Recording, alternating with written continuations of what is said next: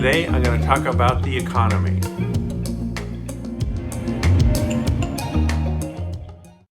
Global economy has been punched in the nose by the trade war. U.S. capital investment has ground to a halt. CEOs have no idea what's going to happen next, so they're sitting on their hands and doing nothing. U.S. consumer confidence is diving down 3 months in a row. U.S. economy is currently growing at a low 1.6%, but at least it's growing, unlike Europe. U.S. corporate earnings largely flat year on year, setting up a growth recession in 2020. Trade war is back in business, with the Chinese demanding a total end to tariffs before any big ag buys and before they sign anything. Protracted weakness seen by the ECB. German consumer confidence hits a 3-year low. Brexit fails again. Who knows what's going on there? And trade war pain goes global, with Europe taking the biggest hit. Some 40% of Germany's GDP comes from exports, and a lot of that is to the US in the form of cars. Weekly jobless claims jumped up 10,000 to 210,000, still hugging 50-year lows.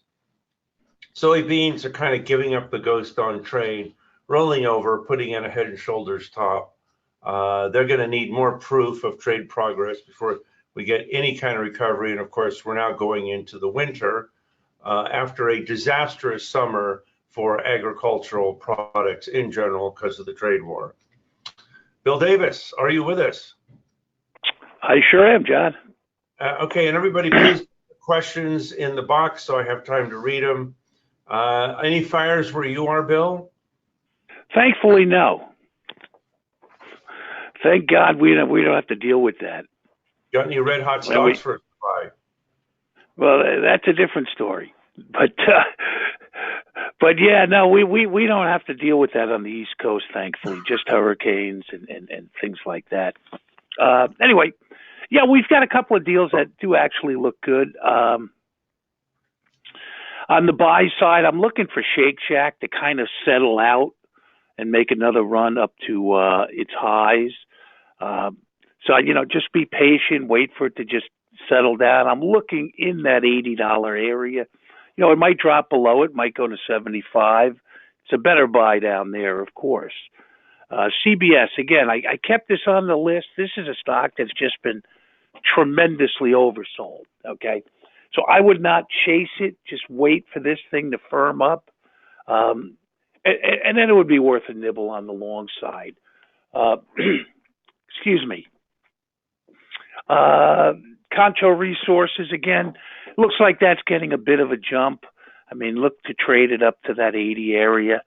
On the short side, I didn't have a symbol here for Chipotle, but we all know that CMG. I'd look to sell the next rally on this CMG. It's been beaten up tremendously, and FedEx too. So, don't chase Crocs. You'll see that actually gapped up today off earnings. It's way overbought. Okay, you don't want to chase it on the long side, and it might be right now premature to go short, but just keep an eye on it for a breakdown. And the others are as is. I mean, pretty straightforward. Stamp is one that I'd be looking for another down leg, and same with this Fizz. Fizz had a tremendous bear gap the other day, and it sold off immensely, but I expect a little bit of a bounce, so wait for the bounce and then get short. Anyway, that's what we have today, John. Okay, great. So a bunch of questions have come in. One from Sophie: would you buy Square around here? Answer: I don't want to buy anything around here. That's why I'm 90% cash. Would I buy Square on a market sell-off? Absolutely. It's one of our favorite fintech stocks for the long term. Another question here. What's the best yield play right now, now that bonds have gone so high? And the answer is high quality REITs, especially cell tower REITs. We're going to get a big increase in the number of cell phone towers thanks to 5G. And there are REITs specifically dedicated to cell phone REITs. I probably should write a piece on this. What's the worst REIT to avoid? Mall-based REITs, like Simon Properties Group.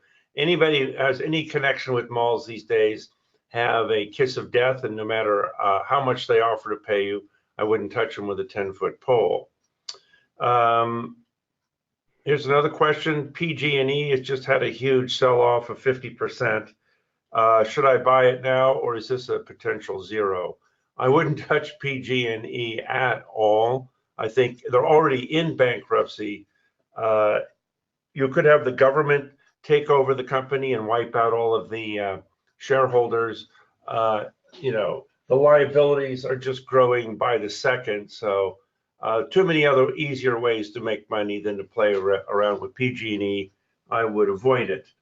And another question on Boeing, should I, it said it looks like you caught the bottom on the last dip. Should I buy it here or wait for another dip? Answer, wait for another dip. I mean, the company seems to have an endless supply of bad news. That said, we visit 325 one more time, I would buy it again. So we caught about a $10 or $15 move in Boeing to the upside. Keep buying the dips. The sad story on this is almost over.